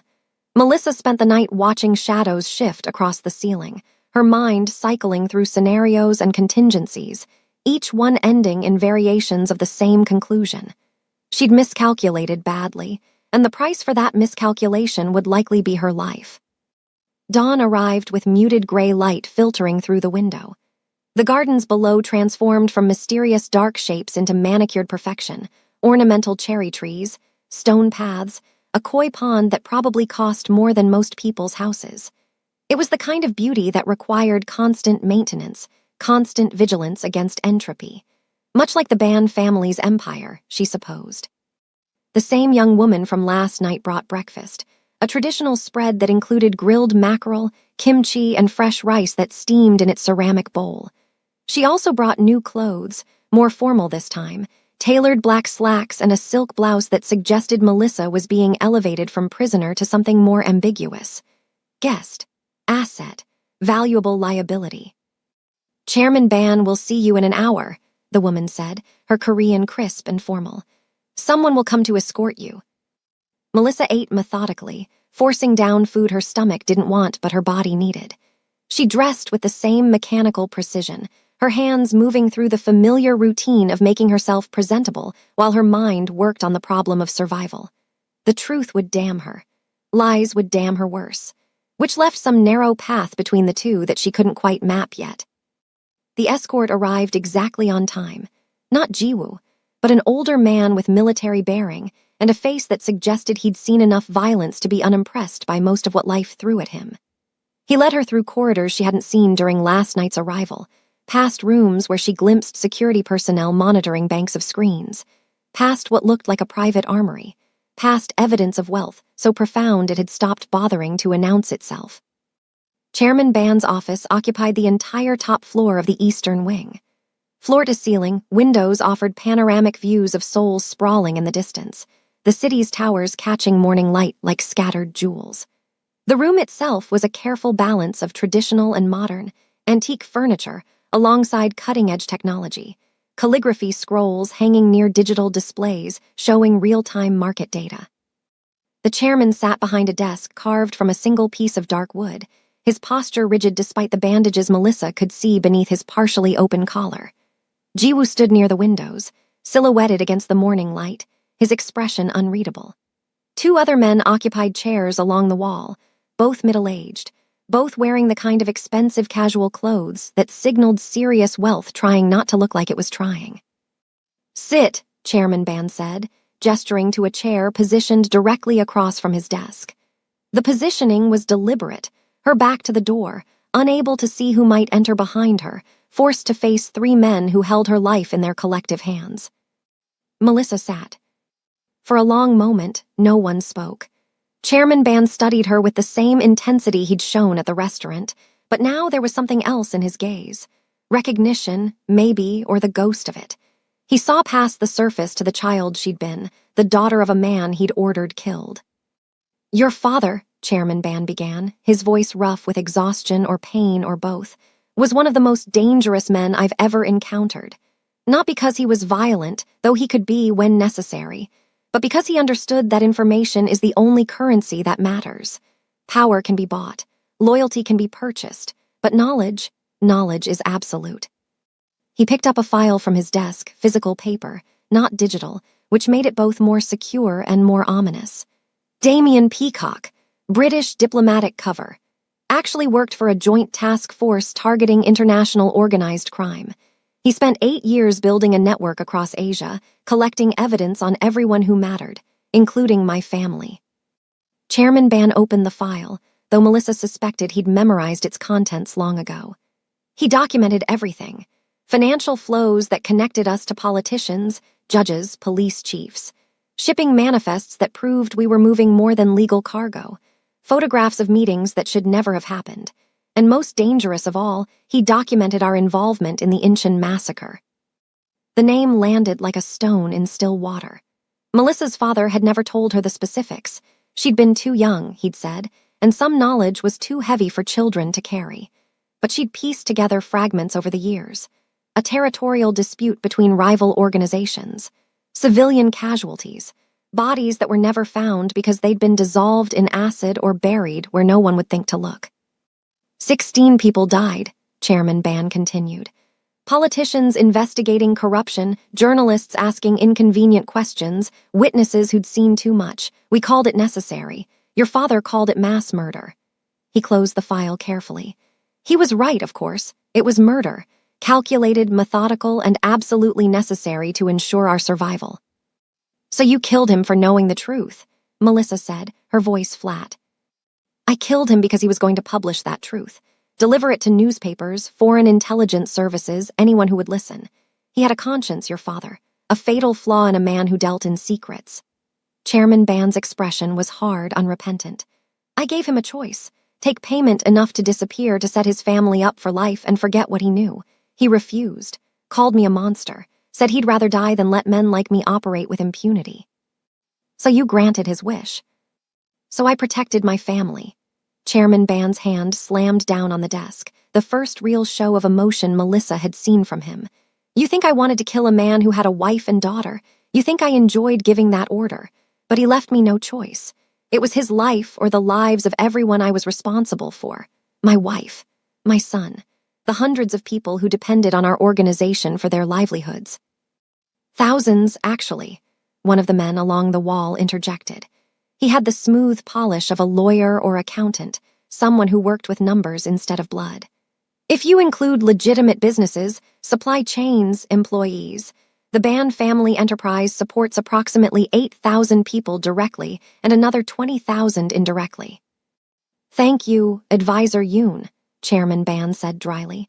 I'm sure that statistical context is very comforting to Miss Peacock. Melissa said nothing. Words felt inadequate against the magnitude of what she was hearing, not just confirmation of what she'd suspected, but the casual mathematics of it. Her father's life weighed against thousands, a moral calculus that reduced human beings to numbers on a balance sheet. Jiwoo moved from the window, finally, stepping into the conversation with the kind of careful deliberation that suggested he'd been waiting for the right moment. I was 12 when my father came home that night. I remember because I was supposed to be asleep, but I'd snuck downstairs to steal cookies from the kitchen. I heard him talking to my mother in his study. Heard him say he'd given an order that couldn't be taken back. He stopped in front of Melissa's chair, looking down at her with an expression that was part apology, part accusation. I asked him about it the next day. He told me that leadership meant making choices that would haunt you, that a real leader accepts those ghosts and carries them rather than letting others bear the weight. Very philosophical, Melissa said. Did he also mention that one of those ghosts had a 13-year-old daughter who watched her house burn down with her parents inside? The words came out sharper than she'd intended, carrying 15 years of carefully contained rage. Chairman Ban's expression didn't change, but something flickered in his eyes. Regret, maybe, or just the recognition that certain debts could never be repaid. You weren't supposed to survive, Chairman Ban said quietly. The fire was meant to look accidental but thorough. Your father, your mother, and yes, you, a tragedy, faulty wiring in an old building. No evidence to suggest otherwise. But I did survive. Melissa's hands were clenched in her lap, nails digging into her palms hard enough to leave marks. My father got me out, Pushed me through a window while the fire was still small, before your people could establish a perimeter. He died making sure I escaped. How? Jiwoo asked. The fire investigators found 3 bodies. Dental records confirmed your identity. Wrong child. Melissa's voice was mechanical now, reciting facts to avoid feeling them. My father kept a contingency, a contact in Paris who specialized in making problems disappear. He'd arranged everything months before, fake dental records, a homeless girl who died of an overdose, everything needed to create a convincing corpse. When the fire started, my father activated the contingency. The body they found and identified as me was a stranger who'd been dead for days. The admission hung in the air. Advisor Yoon was typing notes into a tablet. The other man along the wall had gone pale, clearly not comfortable with the operational details of how families were erased. Where did you go? Chairman Ban asked. After the fire. Everywhere, nowhere. My father had established safe houses across Asia. Money in accounts that couldn't be traced. False identities ready to activate. I spent 2 years moving every few months. Manila, Singapore, Hong Kong, Tokyo. Living off his preparations while learning to hide better than he ever taught me. And then you came back to Seoul, Jiwoo said. Why? Because running forever isn't living. It's just dying slowly. Melissa met Chairman Ban's gaze directly. And because I needed to know if the man who killed my parents was a monster or just a man making impossible choices. And what have you decided? I don't know yet. Chairman Ban smiled, though there was no humor in it. At least you're honest. He stood, moving carefully around his desk to approach her chair. Up close, she could see the pain lines etched deeper around his mouth, the way he held himself to minimize movement of his injured ribs. You saved my life last night. Didn't hesitate, didn't let old grievances stay your hand. Why? Because the men shooting at you were traitors. Because watching you die wouldn't bring my father back. Because... Melissa paused, searching for words that were true without being complete. Because my father taught me that justice and revenge aren't the same thing. He wanted justice. Evidence presented in courts, systems held accountable, change implemented through proper channels. And he died for believing that. Yes. So what do you believe? It was the question Melissa had been asking herself for 15 years. What did she believe? That her father had been right to try to expose the Ban family's crimes. That Chairman Ban had been right to protect his family by any means necessary. That there was some moral truth hidden in the gray space between those positions. I believe people are more complicated than the worst things they've done, Melissa said finally. I believe my father was a good man who made mistakes. I believe you're a criminal who's built something that feeds thousands of families. I believe justice is important, but survival is too. And I believe that nothing I do will ever make sense of what happened. The honesty surprised her. She'd meant to be more guarded, more strategic. But exhaustion had stripped away the careful lies, leaving only the messy truth underneath. Chairman Ban returned to his desk, lowering himself into his chair with visible relief. My son thinks you're an asset we should keep close. Advisor Yoon thinks you're a liability we should eliminate. I think you're something more interesting, a living reminder that our actions have consequences that extend beyond the immediate. He picked up the file again, then fed it into a shredder beside his desk. The machine whirred, consuming decades-old evidence in seconds.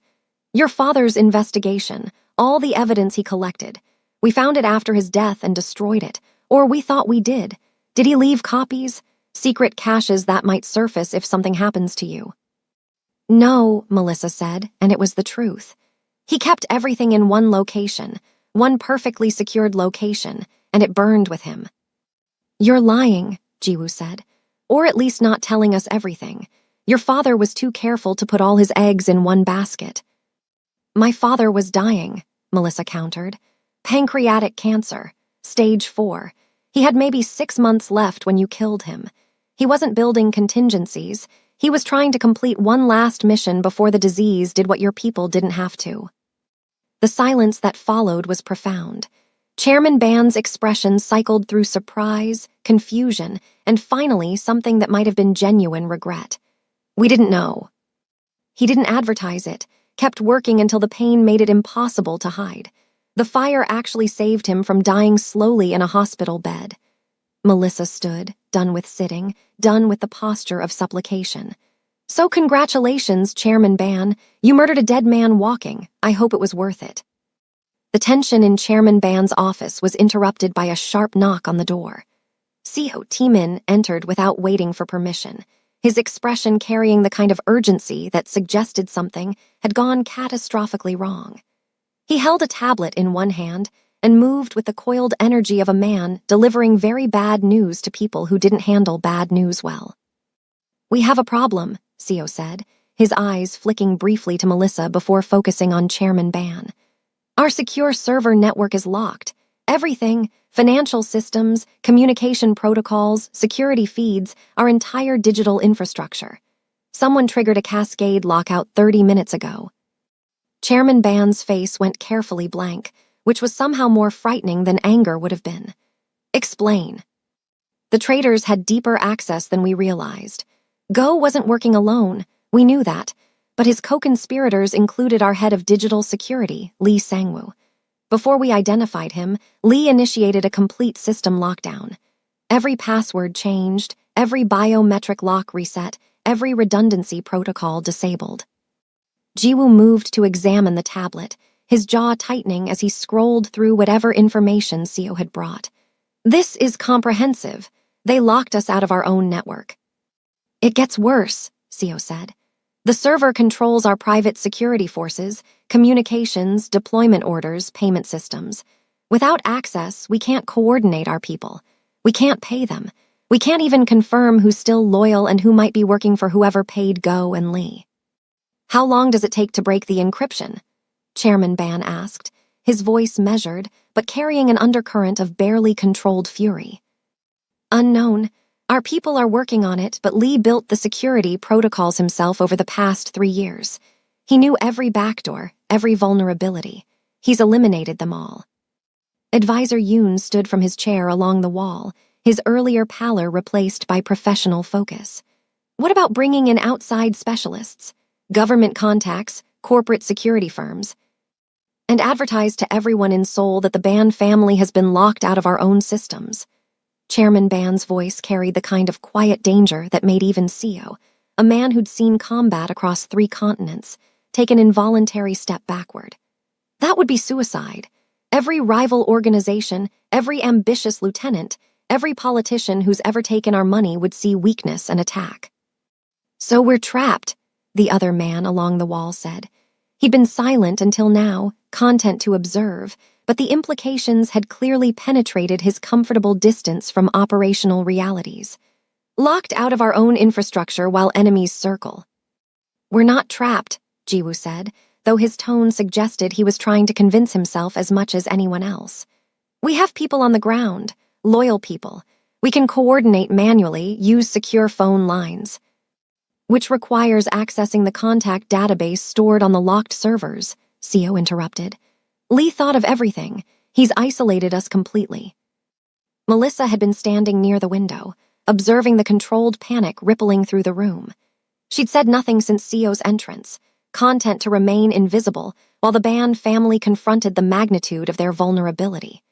But something CO had said triggered a memory, not her own, but fragments of conversations she'd overheard in the Gilded Lotus's kitchen, pieces of information that hadn't seemed important at the time. What kind of lockout is it? Melissa asked, her voice cutting through the tension. All eyes turned to her. Jiwoo's expression suggested he'd forgotten she was in the room, which was precisely what she'd intended. What? CO asked. The lockout mechanism. Is it purely digital, passwords and encryption, or did Lee implement biometric verification as a final access layer? CO exchanged glances with Chairman Ban before answering. Both. Even if we could crack the encryption, the final access requires voice authentication. Lee programmed it himself. We'd need his voice pattern to unlock the system. And Lee is dead, Jiwoo added. We found him 3 hours ago with Go, so unless you can resurrect corpses, that access is permanently locked. Not necessarily, Melissa said. She moved from the window, approaching the desk where CO had set down his tablet. Voice authentication systems can be sophisticated, but they're not infallible. What specific phrase does the system require? We don't know, Sio admitted. Lee never documented it. Security protocol was that only he knew the passphrase. But the system must have some kind of prompt, something that indicates what it's waiting to hear. Melissa picked up the tablet, examining the locked screen. Sure enough, beneath the standard encryption barriers, there was a final prompt written in Korean. Speak the words of the old kings. The ancient dialect, the same formal tongue she'd used to greet Chairman Ban, the linguistic relic that had started this entire catastrophic chain of events. It's asking for Gyeongsang Satori, Melissa said quietly. The formal version, the kind spoken by the royal families before the modern era. Chairman Ban stood abruptly, ignoring the pain the movement caused. He crossed to the desk, reading the prompt himself. When he looked up at Melissa, his expression carried something between hope and disbelief. You can speak it. I can speak it, Melissa confirmed. But I don't know what specific phrase Lee programmed. It could be anything, a proverb, a historical quote, a ceremonial greeting. Without knowing what he chose, I could attempt dozens of variations and never hit the right combination. Lee was obsessed with legitimacy, Advisor Yoon said suddenly. Everyone turned to look at him. He came from nothing, orphaned at 8, raised in state facilities, built himself from poverty into one of our most trusted people. But he always felt like an outsider, always trying to prove he belonged among the old families. He studied their traditions obsessively, learned the dialects, memorized genealogies, and collected antique texts. He wanted to be what he could never be born as, Chairman Ban said, understanding dawning. Noble, connected to power that existed before money became the only measure of worth. So the passphrase would be something that reinforced that connection, Melissa said, her mind already sorting through possibilities. A phrase that demonstrated knowledge of old traditions, something that would separate those who truly understood the culture from those who just bought expensive suits and pretended. She closed her eyes, thinking back to summers spent with her grandmother in Jeonju. The old woman had been obsessed with proper forms, with the ways things had been done before the modern world flattened every distinction into irrelevance. She taught Melissa not just the dialect, but the philosophy behind it, the elaborate system of honor and obligation that had governed Korean society for centuries.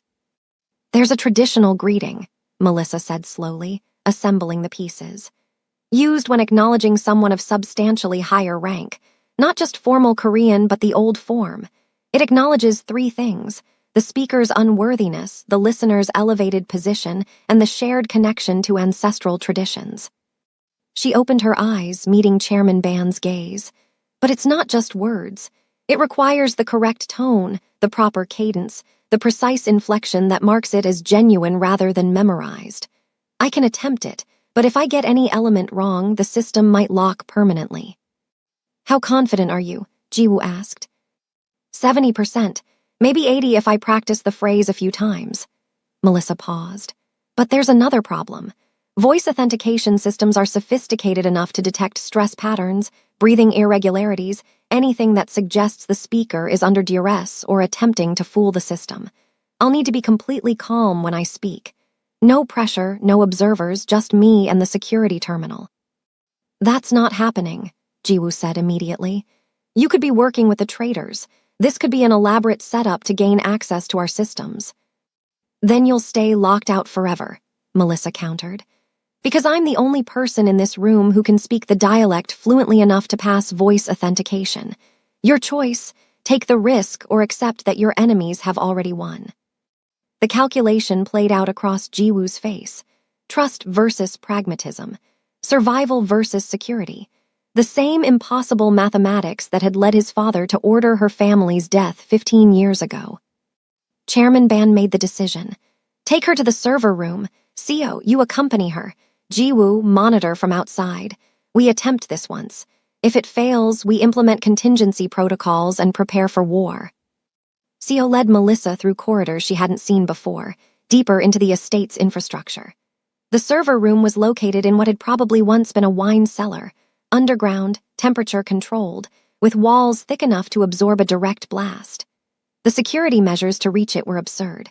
Biometric locks, man-trap vestibules, even an old-fashioned key that Seo pulled from a chain around his neck.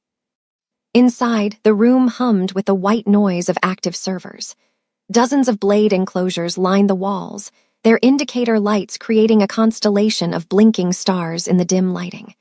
At the far end, a single terminal glowed with the ominous prompt Melissa had seen on the tablet. "You have 10 minutes, Sio said, positioning himself near the door. "Long enough to make a reasonable attempt, short enough that you can't do significant damage if this is a trap." Melissa didn't bother responding. She approached the terminal, reading the full prompt now that she could see it on a proper screen. "Speak the words of the old kings. Prove your connection to those who came before. Show that you understand what it means to serve with honor." She took 3 deep breaths, centering herself the way her father had taught her. Fear was the enemy of performance. Stress corrupted execution. She needed to be the 13-year-old girl sitting in her grandmother's kitchen, learning phrases that would seem useless until suddenly, impossibly, they weren't. The phrase formed in her mind, ancient words that carried the weight of dynasties long fallen, of social structures that had been demolished by colonization and war and modernization, but still echoed in the linguistic shadows of the past. She spoke carefully, her voice carrying the proper deference, the correct tonal variations that distinguished genuine fluency from crude imitation. "Sayun chinhan muryokuro gamsahajan miam yul jianhamnida. A chwinim ui yunhainun hanulgwa gatgo, sayui yungsiang yun titangwa gat subnida. Jiantong ui gilyul jiot nun jios, I sayui yongwangam nida." The translation was elaborate, nearly untranslatable in its layers of meaning. "I, who am unworthy, convey my gratitude with a humble heart. Your grace is like heaven, my loyalty is like earth. To walk the path of tradition is my honor." Nothing happened. The terminal remained locked, its cursor blinking mockingly. Melissa's stomach dropped. She'd been wrong about the phrase, wrong about the approach, wrong about everything. They were locked out permanently, and she just exhausted her only value to the band family. Then the screen flickered. Text appeared, not in modern Korean but in Chinese characters, the old writing system that had been used for official documents until the 20th century. The message was simple: prove you understand not just the words, but the meaning. Another test. Lee had been more thorough than she'd anticipated. Melissa spoke again, this time not repeating the formal greeting, but offering its philosophical foundation. She explained in the ancient dialect what it meant to be loyal without being servile, to be worthy of authority without claiming equality with it, to exist in the hierarchical structures that defined traditional society without losing one's essential dignity. She spoke for perhaps 90 seconds, the words flowing from some deep well of memory and understanding that she'd thought she'd lost years ago. When she finished, the silence was absolute except for the server hums. The terminal chimed. The locked screens dissolved. Access granted appeared in both Korean and English, followed by cascading menus as the entire security network came back online. Melissa turned to Sio, who was staring at the screens with an expression somewhere between relief and suspicion. "It's done," she said. "Your systems are unlocked." The server room's successful unlock triggered a cascade of activity throughout the Ban estate that Melissa could feel more than hear. Footsteps quickened in distant corridors. Voices rose with renewed urgency and purpose. The digital paralysis that had threatened to collapse the family's entire infrastructure had been reversed, and now the machine of the Ban organization was roaring back to life with predatory intent. Sio was already speaking rapid commands into his phone, coordinating responses that Melissa could only partially hear. Deployment orders, asset verification, instructions to find and secure individuals whose names meant nothing to her but clearly represented significant pieces on whatever chessboard the Ban family played their games upon. Jiwoo appeared in the server room doorway within minutes, his expression unreadable as he took in the now-accessible terminals. He didn't thank Melissa, didn't acknowledge the magnitude of what she'd just accomplished. Instead, he gestured for her to follow him, his body language suggesting this wasn't a request that tolerated refusal. They returned to Chairman Ban's office, where the atmosphere had transformed from controlled panic to something far more dangerous, cold, calculated fury. The chairman stood at the window overlooking Seoul, his posture rigid despite his injuries. When he turned to face Melissa, his expression carried the kind of intensity that had probably preceded every major decision of his criminal career. 6 hours, Chairman Ban said without preamble. That's how long we were locked out of our own systems. 6 hours during which our enemies could have mobilized, our allies could have abandoned us, our entire structure could have collapsed. And one waitress with a dead father's linguistic education saved us from that fate. I did what needed to be done, Melissa said, keeping her voice level. The same as last night in the restaurant. Yes, the same as last night. Chairman Ban moved from the window, each step measured and deliberate. Which raises an interesting question. You've now saved my life and saved my organization. 2 massive debts in less than 24 hours. Most people spend decades failing to earn that kind of credit with my family. I don't want credit. I want to go home. There is no home to go back to. The words came from Jiwoo, who'd positioned himself near the door. Blocking it, Melissa realized. The moment you unlocked those servers, every security agency monitoring our communications became aware that someone with extraordinary linguistic skills and system access helped us. They'll be looking for you, trying to identify you. And when they do, they'll want to know everything about the mysterious woman who can speak like royalty and navigate our most secure infrastructure. That's your problem, not mine. It became your problem when you made yourself indispensable. Chairman Ban sat heavily in his chair, the movement finally betraying how much pain he was suppressing. Advisor Yoon, give her the summary. The lawyer stepped forward, his tablet already displaying information that made Melissa's chest tighten. In the past 6 hours, we've identified 17 co-conspirators in addition to Go and Lee. They range from mid-level security personnel to a regional operations director who'd been with the family for 9 years. The conspiracy was deeper and more extensive than we initially assessed. He swiped to another screen. Financial analysis shows they were being paid by the Dijian faction, a rival organization that's been trying to expand into our territories for the past 3 years. The attempted coup wasn't just about killing Chairman Ban. It was about decapitating our leadership and creating enough chaos that the Dijian faction could absorb our operations while we were paralyzed. And now, Melissa asked, though she suspected she already knew the answer. Now we go to war, Jiwoo said simply. We've located 14 of the 17 conspirators. By this time tomorrow, they'll all be dead or wishing they were. The Dijian faction will receive a message about what happens when you try to destroy the Ban family. And everyone who ever considered betraying us will remember why that's a fatal mistake. The casual way he discussed multiple murders should have shocked Melissa. Should have triggered some moral revulsion, some reminder that she was listening to men plan executions like other people planned business meetings. But she'd spent too long in the shadows of organizations like this one. She knew the mathematics of survival in their world. Mercy was a luxury reserved for people who could afford to look weak. What does this have to do with me? Melissa asked. Everything, Chairman Ban said. You're a living problem that requires a solution. You know too much about our security, our systems, our vulnerabilities. You've demonstrated skills that make you either an incredible asset or an unacceptable threat. And most importantly, you exist in a space where my gratitude and my pragmatism are in direct conflict. He leaned forward, his eyes locked on hers. I owe you my life, twice. That's not a debt I can ignore or dismiss. But I also can't allow you to walk away and potentially use what you know against us. Which means I need to either kill you or bind you to this family so completely that betrayal becomes impossible. The words hung in the air like an executioner's blade, suspended by thread. Melissa felt her pulse hammering in her throat, every survival instinct screaming at her to run, to fight, to do something other than sit in this chair listening to a crime lord discuss her assassination with the same tone he might use to order dinner.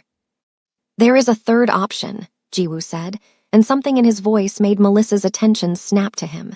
He was looking at his father, not at her, and his expression carried layers of meaning she couldn't quite decode. We claim her, publicly, in a way that makes her untouchable to our enemies and indispensable to our operations.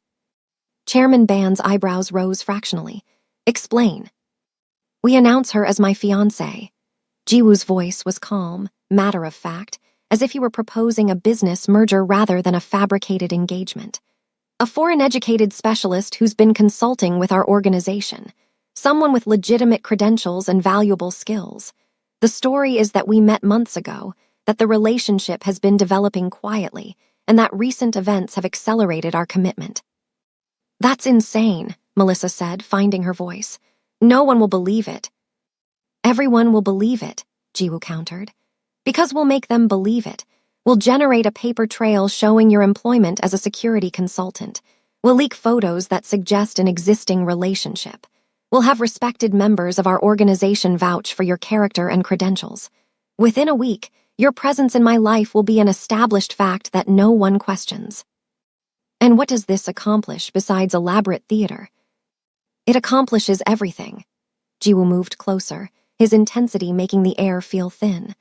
As my fiancé, you're under the Ban family's protection. Untouchable. Any attempt to harm you becomes an attack on our family honor. Any investigation into your background becomes an insult to our judgment.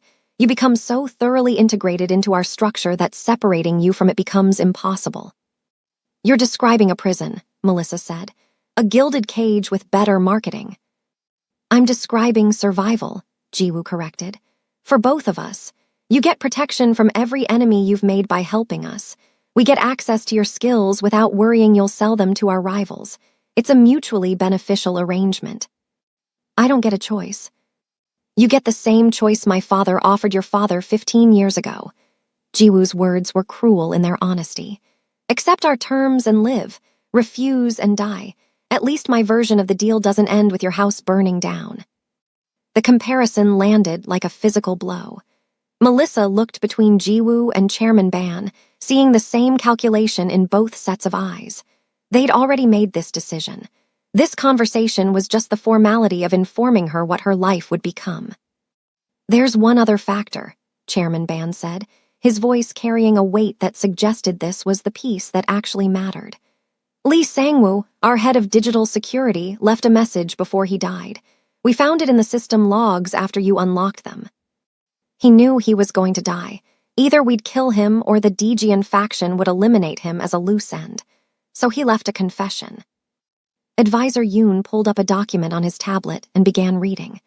Lee confirms he was paid to orchestrate the coup, but he also reveals that the ultimate target wasn't just Chairman Ban. The Dijian faction has been planning a comprehensive assault on our entire leadership structure. They have additional assets inside our organization, people we haven't identified yet. And they know about you. That's impossible, Melissa said. I've been invisible for years. No one knows who I really am. Lee knew, Jiwoo said quietly. He ran your fingerprints through databases we didn't even know he had access to. Found the red file. Identified you as Damien Peacock's daughter. And in his final transmission to his handlers, he reported that the Ban family had acquired an intelligence asset with extraordinary capabilities. He told them you were too valuable to ignore and too dangerous to leave alive. The implications crashed over Melissa like a tsunami. She wasn't just exposed to the Ban family, she was exposed to their enemies. Every organization that wanted to hurt the Bans now knew she existed, knew she had skills they could exploit or needed to eliminate. The invisibility she'd cultivated for a decade had been stripped away, leaving her vulnerable to threats she couldn't even map yet. So your engagement story isn't just theater, Melissa said, understanding crystallizing. It's armor, a public declaration that makes me too expensive to kill because any attack on me becomes an attack on your family's reputation. Precisely, Chairman Ban said. In our world, reputation is currency. Face is power. If we announce you as Jiwoo's intended, any harm that comes to you reflects on our ability to protect what's ours. It becomes a challenge that requires an overwhelming response. Your survival becomes tied to our honor. And what if I refuse this generous offer of protective imprisonment? Then you leave this estate and we never see you again, Chairman Ban said. And within a week, maybe less, someone puts a bullet in your head or throws you off a building or arranges an accident that closes the file on Damien Peacock's daughter permanently. Your choice, die free or live constrained. It wasn't really a choice at all, and they all knew it. Melissa had played this game before in other contexts, with other powerful men offering salvation that looked suspiciously like ownership. But she'd never been quite this cornered, quite this exposed, quite this aware that refusal meant immediate death rather than eventual consequences. "If I agree," Melissa said slowly, "I want terms. Real terms, not just pretty promises that disappear the moment they're inconvenient." Jiwoo's expression shifted slightly, something that might have been respect flickering across his features. "Name them." "First, I'm not actually marrying you. This is a performance with an end date. When the immediate danger passes, we stage a quiet separation and I get to disappear again." "Agreed," Jiwoo said, "with the caveat that we determine when the danger has passed, not you. Second, I'm not a prisoner. I need freedom to move, to live, to exist outside this estate. Monitored, fine. Guarded, acceptable. But not locked in a room like a trophy you're keeping safe." "Conditional agreement," Chairman Ban said. "You get freedom proportional to the threat level. Right now, while we're hunting traitors and preparing for war, your movement is restricted. But once we've stabilized, you get more autonomy. Third, and this is non-negotiable, I want access to my father's original investigation. Everything he collected on your family. I want to know what he died protecting." The silence that followed was profound. Chairman Ban and Jiwoo exchanged glances that carried an entire conversation Melissa couldn't hear. When Chairman Ban finally spoke, his voice was measured but firm. "That information was destroyed 15 years ago." "You're lying," Melissa said. "Men like you don't destroy valuable intelligence. You secure it, classify it, make it inaccessible. But you don't destroy it because someday it might be useful leverage or valuable blackmail or necessary insurance. So where is it?" Chairman Ban stood, walked to a bookshelf that probably cost more than most cars, and pulled out a leather-bound volume that looked like a collection of classical poetry. He opened it to reveal not pages, but a hollow interior containing a single USB drive. "Your father's life's work," he said, holding it up. "Every document, every photograph, every piece of evidence he collected. I kept it because destroying it felt like admitting he was right about us, like confirming we were exactly the monsters he believed us to be." He set the drive on his desk, equidistant between himself and Melissa. "You want the truth? Take it. Read what your father documented, see us through his eyes, and then decide if you can live with people he spent years trying to destroy." Melissa reached for the drive, her fingers closing around the small piece of plastic and metal that represented her father's legacy. It was heavier than it should have been, weighted with more than just data. "So we have an agreement?" Jiwoo asked. "You accept our protection, play the role we need you to play, and in exchange you get to survive long enough to understand what your father died for." "We have an agreement," Melissa said, pocketing the drive. "But understand this, I'm not the invisible waitress anymore. I'm not the girl who hides and hopes no one notices her. If I'm going to be your shadow queen, I'm going to do it on my terms. And that means I don't bow, I don't break, and I don't forget who put my family in the ground." Jiwoo smiled, and for the first time it looked genuine. "I wouldn't want you any other way. The invisible girl was useful, but the woman who speaks like kings and fights like hell, she's the one who might actually survive in our world. Don't be like the greedy traitors who lost everything trying to steal the crown. Join our community by hitting the bell icon so you never miss a chapter of this rising empire."